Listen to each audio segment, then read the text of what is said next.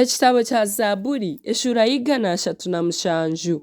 Obushariizi obw'enkwatwa zaareebire omuri Babuloni.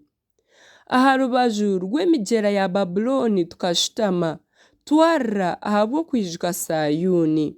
Twahanika enanga ziitu aha biti ebyabaire biri aha rubaju rw'egyo migyera. Ahakuba baatunyagire, aho niho baaturagiriire kweshongora. Kandi ababaire nibatuboroozya baaturagiira kusheka nibagira bati mutweshongorere ekyeshongoro kimwe aha bya Sayuuni.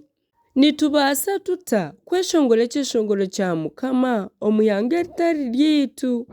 Kundakwebwe iwe Yerusaalemu, omukono gwangye gwa buryo gukokoote.